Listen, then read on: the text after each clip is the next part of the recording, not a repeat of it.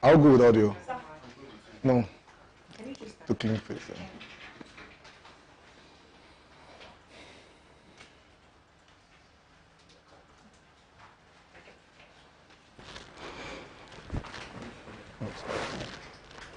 Yeah. No, the other one. Okay, good. Anyone will do right now. Because that's actually in the... Okay. Yes, we are ready.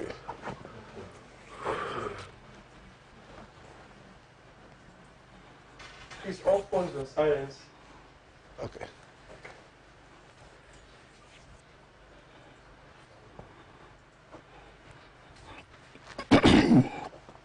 So we are going live on. We're going live on 3, 2, 1. Good evening, viewers. Welcome to One-on-One. Guess what I have on set this evening? The Honorable representing the good people of Oredo Federal Constituency. And that's the person of Honorable Dr. Omoregie Ogbeide-Ihama. You're welcome. Thanks for having me. Good evening, sir. Yeah, good evening. Now, let's get started. The first question I want to ask is this. You're of the People's Democratic Party. Absolutely. For the past 16 years, your party, they were in the hands of affairs of this country. They have the opportunity of making this country the desire or the dream of every Nigerian. Little or nothing was accomplished. Now your party, they are asking Nigeria to bring them back into power. Now, what does the party have to do differently this time around? Well, thank you so much.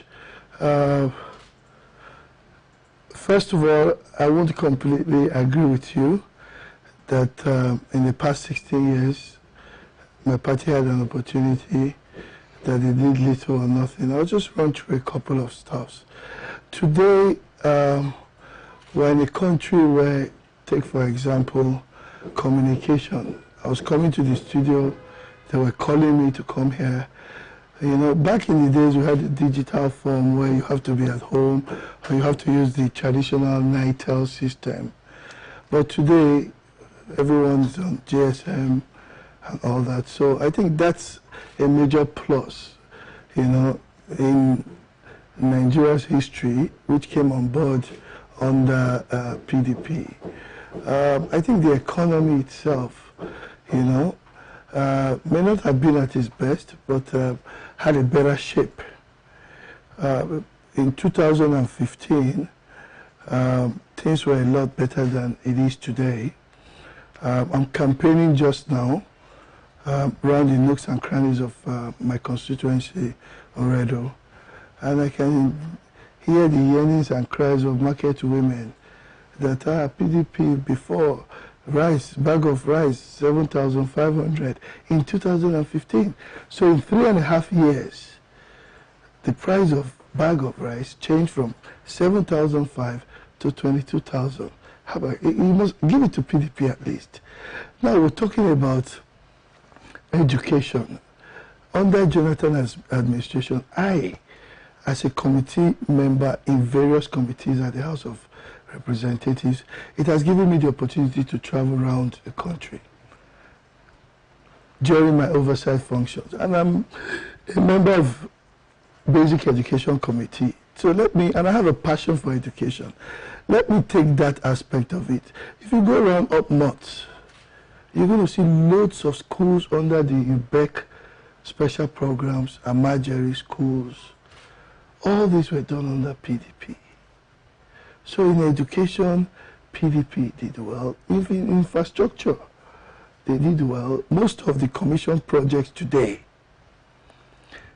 commissioning does not translate to you conceiving and actually putting the project to place. Take, for example, the railways.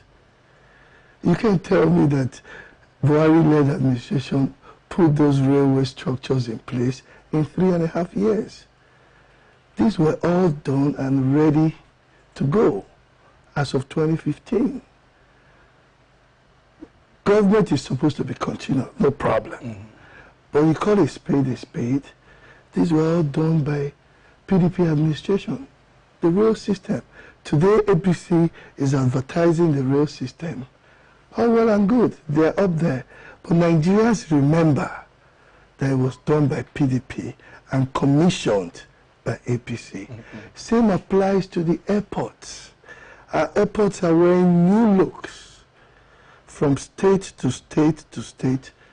President Buhari was in Rivers State not too long ago, the last quarter of last year, to commission Rivers State Airport. He didn't build it, he didn't design it, he only went to commission it.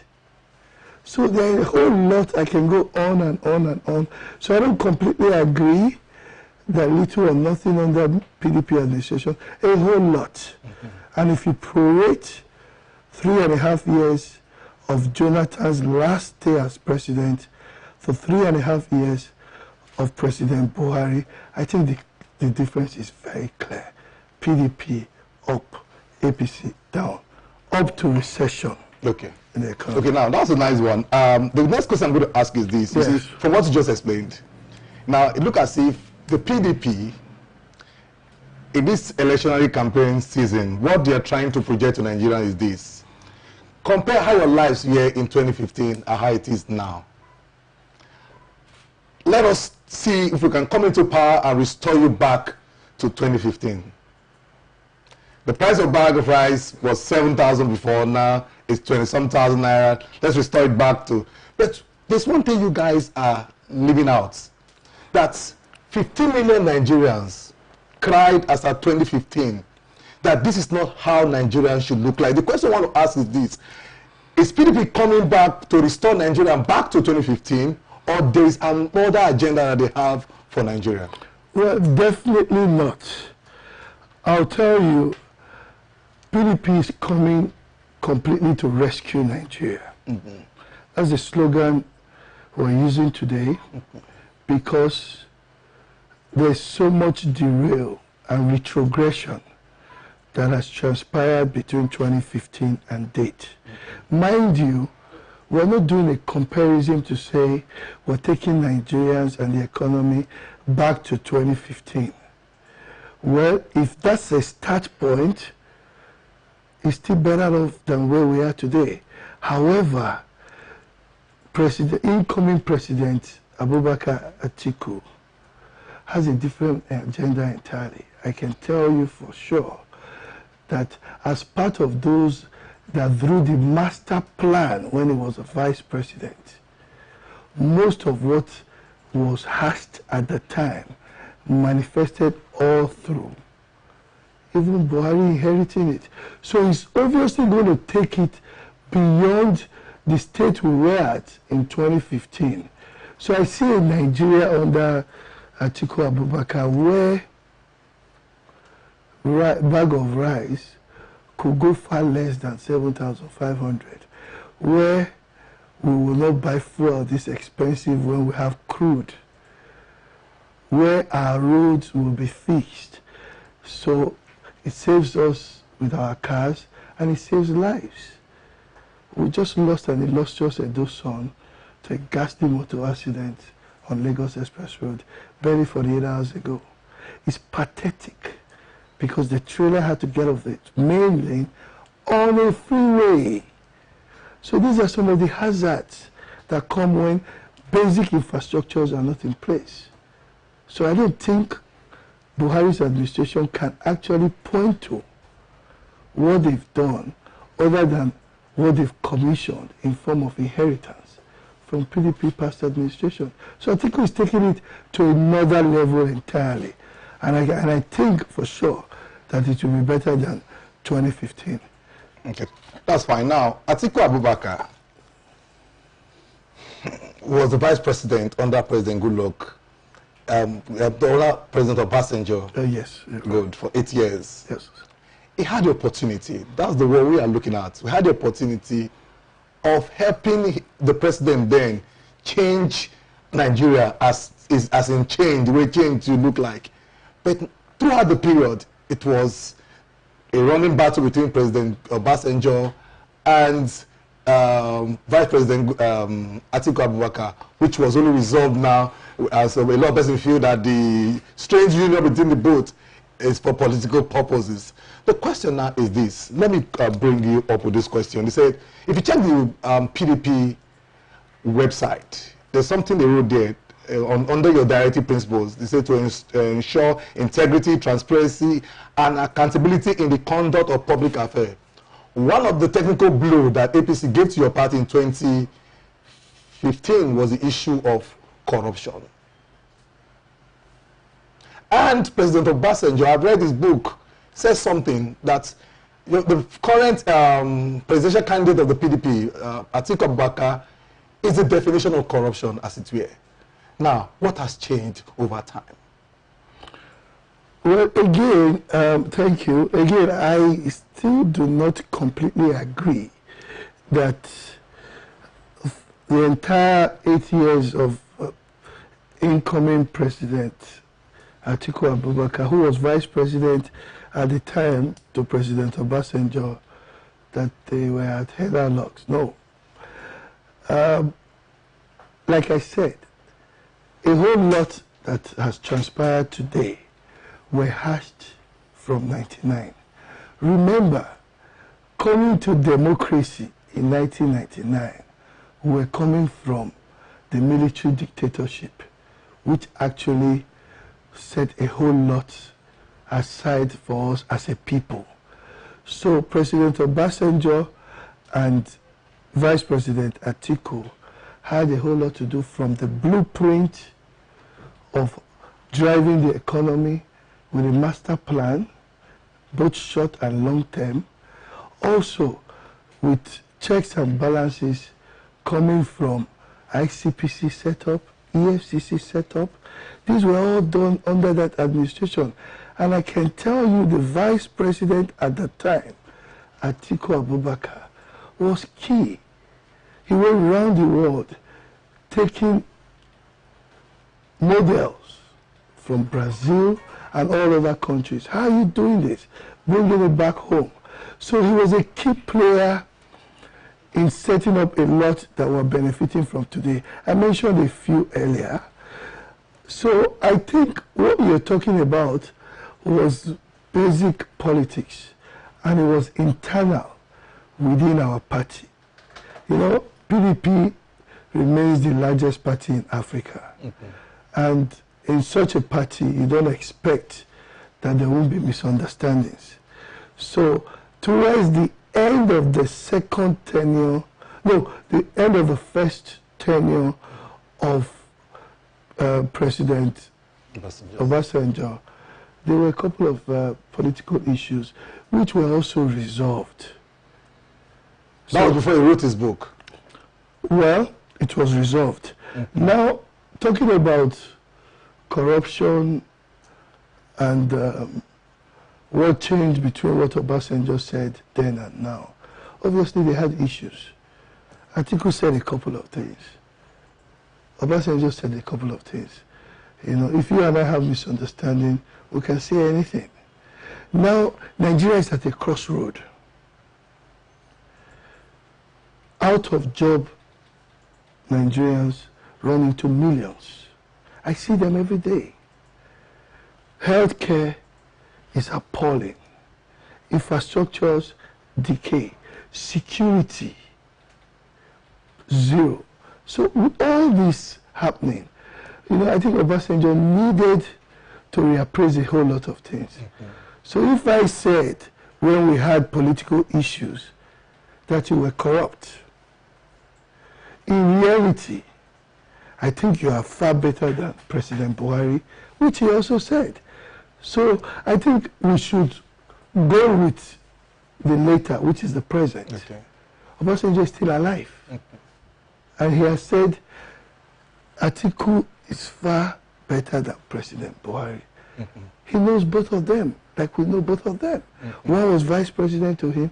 One has just had an opportunity for 3.5 years with so much love shown by Nigerians. Say Baba, across the east, west, north, south of this country. And what you have to show for it is killing that left the northeast during President Jonathan, being curtailed to the ends of Nigeria up north. And Buhari came in, that killing spread all the way from the north to the central, Plateau, Benue, Taraba. Come on now. Now, Honorable, I thank God you bring this issue of, you brought this issue of killings now. And I believe as privileged Nigerian that you are, you have access to a lot of information. Now, you described the elections are here. Suddenly, Boko Haram, they have gone into recess. The headsmen, it look as if they retired from active service. Now, don't you think all these things, these killings you are experiencing in Nigeria is politically motivated? Well, first of all, I'm not sure what kind of classified information you're talking about. Informations within the purview of my office obviously come to me. Okay. And I can speak to that. Speaking about the issue of Boko Haram and headsmen, I wouldn't know. I think President Buhari's led administration will be in a better position to answer why the killings are suddenly reduced, if it has reduced, and why the headsmen are no longer killing our brothers and sisters. You know, the reason why I need to ask you this question was because, you know, the current administration of President Buhari, they did say something some time ago that these killings, that they've done their investigation, they think that these killings, they are politically motivated. And you see, anytime elections is coming like this, every Nigeria seems to be peaceful. So that, and they actually pointed accusing figure to the opposition, and that is your party. Okay. And that's the reason why we are asking that, please, don't you think, or do you think these killings are politically motivated, or it has to do with negligence on the part of the current administration? Well, I think if we have to point fingers at this point in time, fingers should be right back at APC, because the commander-in-chief is APC. His entire cabinet is APC. And if this has been happening,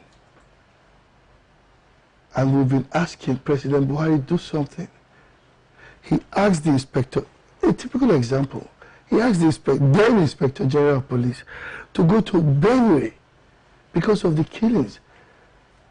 People were killed. Reverend fathers were slaughtered in the altar of Christ. How pathetic can that be? And the Inspector General did not go. You remember the president said he's not aware that he did not go. So that's complete negligence and failure of an administration.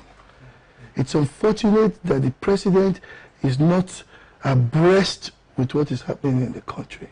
So if it has stopped suddenly because they want to continue, Nigerians cannot be fooled. So I think if fingers should be pointed that is politically motivated, then it's apparent there is the APC administration. Now, Honorable, before we go on a short break, I'm going to ask you this question. Now, if you see from the point we started this interview to now, the picture you painted was that Nigeria made a mistake. PDP was the party Nigeria needed, but in 2015 they made a mistake. But there was a point that the chairman of your party, Prince Uche Secondos, came out to apologize to Nigeria that they are sorry for how the PDP led this country. Now the question I want to ask you, are you in any way sorry for what the PDP did to this country in time past? Because what I'm saying is this, if the PDP had gotten it right, we won't have the APC today. So was there anything the PDP did not do right at all during their the years that they spent in power? Well, you see, I'll tell you, let me answer you this way. I think development, administration, management, in whatever sphere or aspect you may find yourself, it's work in progress. You know, so my national chairman, Uche Secondos, who did apologize to Nigerians, that we know your expectations were far more than what you got. We are sorry about it.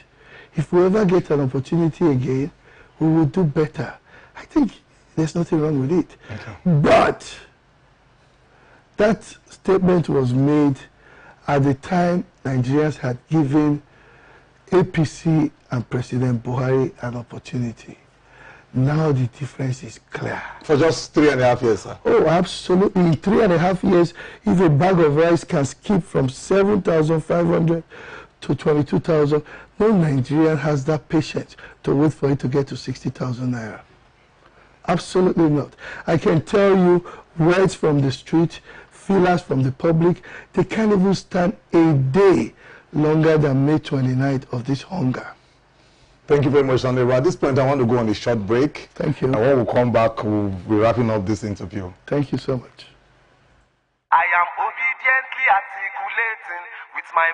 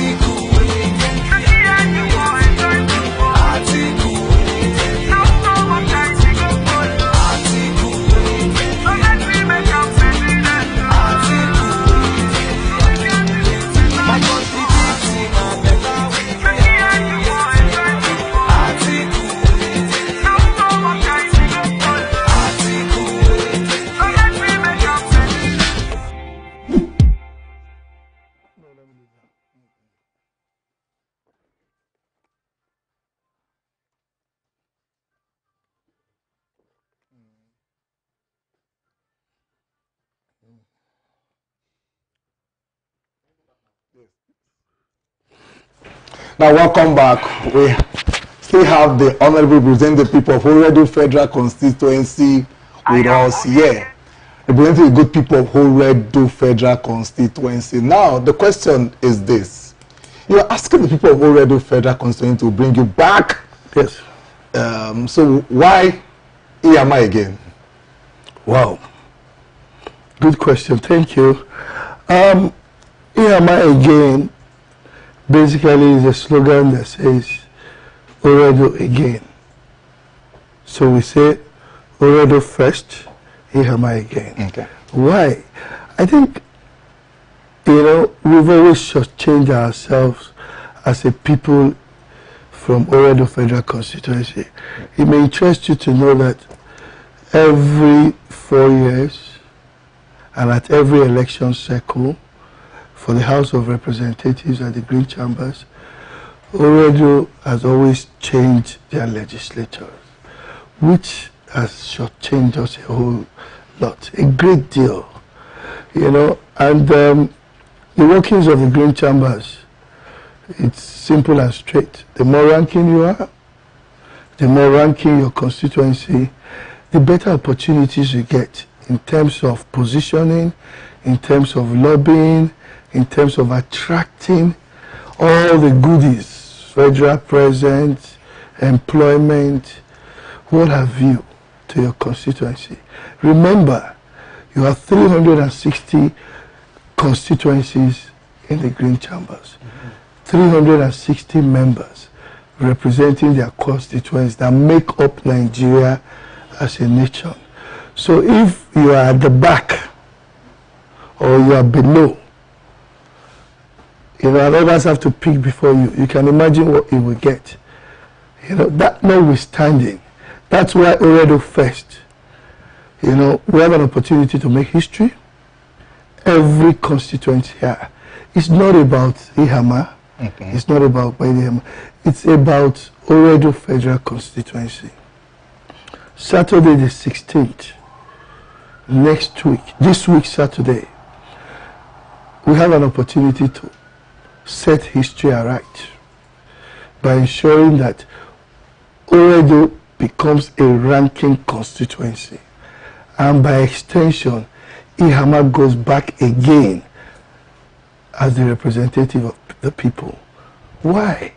Because, well, I have effectively represented Oredo. I have done this selflessly with records and evidences that could be used to compare where we are coming from and where we are. And I know where we are going to. Just a couple of examples. bills, motions, salient issues, issues of national public interest had emanated from me as a representative of Oredo in the National Assembly. Do you know how much time we lost between when President Buhari took over May 29th and when he was able to put a cabinet together at the end of the year? Nigeria was not working, and he was still yet to put a cabinet together after 6 months. He has never been able to make up for that 6 months. So I saw the need to come up with a cabinet composition bill compelling any incoming president to a time frame to hit the ground running. So these are issues that affect us as a people. We're struggling within the economy now. It all started from 6-7 months waste by APC when they came on board without ministers. So bills like that, have been attributed to me and by extension my constituency. And if you talk about the other functions that are not primary in lawmaking, like attracting federal presence, I think Oredo has never had it like they've done in 3.5 years, which spans from education to health to human capacity building to empowerment of women and youth. I can go on and on and on. I'm sure you know what it means to fix 9 schools, no, more than 9 schools, within 9 wards out of 12 in 3.5 years. You know what it is to attract from scratch a full boarding house, fully equipped, sitting on 44 plots of land in the rural part of my constituency, Okoromi in Iyekogba, which has opened up the place now anyways. Hostel, laboratory, dining, staff quarters, all fully equipped as we speak. I don't think the last 2 governors the last 2 governors or governments of Edo State, looking at the last 8 years of the governor before now and the 2 years of the present governor, has put a full school of that nature from scratch to finish anywhere in Edo State. But the legislator representing Oredo just did in 3.5 years. Let me use the opportunity to appeal again to Edo State government to go ahead and put that structure to use. I don't believe in playing politics with development. That's for the people. The students that are going to go to those schools, to that school and all the renovated schools, are not going to be interrogated if their parents are PDP or APC. They're for constituents. So I think it's high time they put it to use so that our children can benefit from it. Now the next question I want to ask you, the main aim of asking someone to go to the House of Representatives is purely to make laws. Absolutely. And they say politics is local, not really national per se. Now the question is this: I know you've done a lot of projects for your constituency, school, like you just mentioned, school, health center, lots of it. And that should be the duty of the executive, not the legislature. Absolutely. The issue now is this: don't you think it's a misplaced priority? No, I think it's striking a balance between your primary function and your oversight function. Now I'll tell you, Ulemo community, the closest government medical facility to Ulemo is Central Hospital. Do you know the distance between Ulemo and Iyekogba and Central Hospital? Childbirth. Let any lady or woman from Oredo run into labor. What are you going to do? Now, federal government has programs that are called intervention programs. These programs and policies and programs are to complement and support state governments in areas they are lacking. UBEC gets their funds directly from consolidated revenue. As soon as we're getting our oil money, they have a percentage from it. And the sole purpose, well, set up by PDP administration anyway, this sole purpose is to go to states and help with projects, support programs and projects in the education sector. I'm not going to fold my hands and see loads of these projects, renovation of schools, building of schools happening across the country, and there's no presence in Oredo. Hell no. So I will complement. So I started by telling you my primary function is lawmaking, and I gave you a very clear example of one of the laws that have set in motion that has passed second reading today that affects everyone. Now, coming to my people, both bills and motions, I have also balanced it. For example, the kidnapping here was hectic. They were kidnapping my constituents every week. They kidnapped a Reverend Father from St. Paul's. Same week, they kidnapped the operator of Zoo, Benin Ogba Zoo.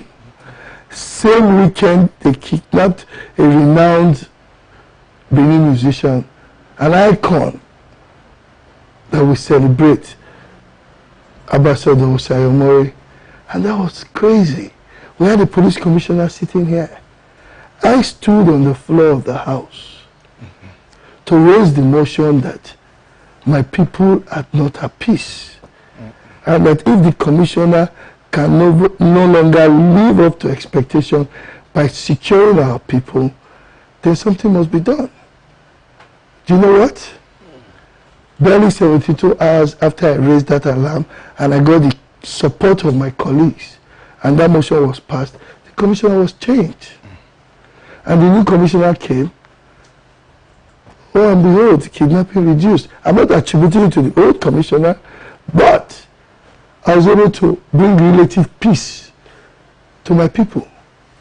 Okay, now without giving credit, I believe that at that point in time also, we knew the state governor was also clamoring for the change of the commissioner. Yeah. So are we not going to give credit to the efforts that they put so far in ensuring also that, because we believe that if the executive, the legislature, they are working together, that's when things are being achieved. I very much agree with you. Well, the information that came before me was that the state government had done several letters, had pushed and pushed for the commissioner to be changed, but nothing was being done. And that's why you are representing the people. Yes, now civil society, concerned groups came to me as their representative. And I said, I thought the government of Edo State was doing something about it. They said, well, they've been doing and nothing has happened. Look at what's happening. So I took it up. So if the result came after I spoke on the floor of the House, I'll leave you to judge who made it happen. But talking about synergy, you know, I don't play politics of party this, party that. I've extended a hand of fellowship to Edo State government in various forms. These schools are renovated, they are built. The state suburb is aware. The state government is aware. They had a carnival in 2017 that falls under my purview as chairman, culture and tourism. And I came in, supported, and changed the face of the carnival. The streets of Benin were looking like the Calabar, the Brazil, and the Trinidad and Tobago carnival. I supported it. I made it happen. I supported it. So I think for synergy, I have done my best, but I will also appeal to them to also open the house of fellowship because of our people, not because I'm PDP, because they're APC, by starting to put to use these structures that were coming in. I put lights in the market. Practically every major market, side sales like the provision market, from Forestry through Mission Road, all the way to Ibiwe, vegetable market, and lit them all up. Not because these are markets for PDP constituents, because they are markets for Oredo constituents. And my pictures were put on every pole, at least to indicate that I attracted this, I made this happen. You know what? Edo State government went overnight, like a thief at night, to take down the pictures. Okay. But not the lights. Not the lights. Okay. So because they didn't take down the lights, little did I worry. Because my people know that Ogbeide-Ihama gave them lights. Now, we are quite aware, I'm going to come in here, we are quite aware when that incident happened, we were monitoring the situation, and the call we put across was that for you to be able to erect any signposts in Benin, there is an organ of government or agency of government in charge that you must pay for that because they call it publicity. Now, the question I want to ask you, Honorable, with the cameras in front of us, did you contact the relevant authority before putting in those signposts? Apart from the light, let's not leave the light now. Let's look at the signposts now. See, now let me tell you, like I told you, I will not play politics. Those signposts, if they fall under adverts, it's within the purview of the organ of government to either make a contact and put in writing what needs to be done. I don't work for Edo State government. I don't know what their policies are.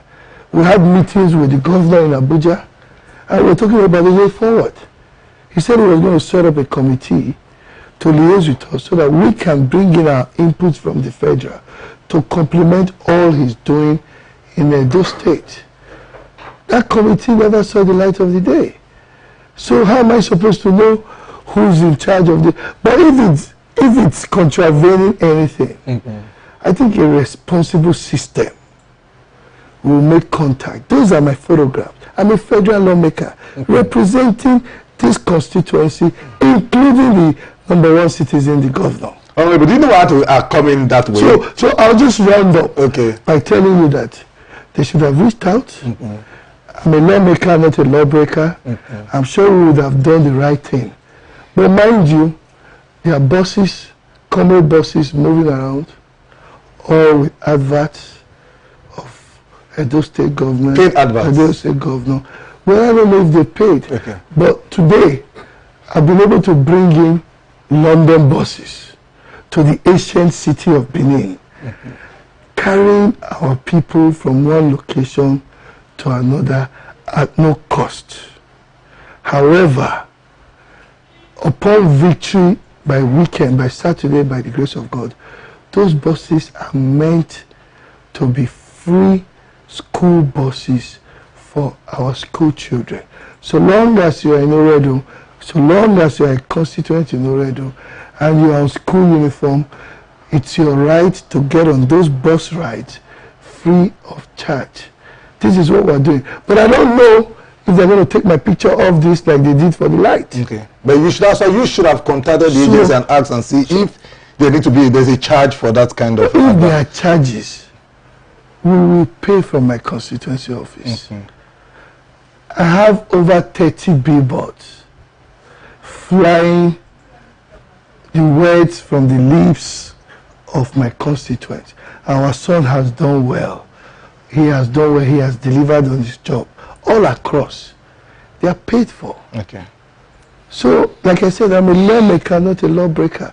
But there must be a synergy. Government, Edo State government officials must undergo training on the need to communicate with their representatives at the federal level. No man is an island. Now, talking about synergy, and that's why I'm going to ask you this question before I give you the opportunity of talking to the people of Oredo for them to take you back to the house. Here's the question. You just talked about synergy. Yes. The APC, what they've been complaining about is that the 8th House of Assembly has been a clog on the wheel of progress from the inception of this administration. The same thing that the executive is suffering nationally is what you are complaining about now. So now what is your advice as you move into the 9th Assembly?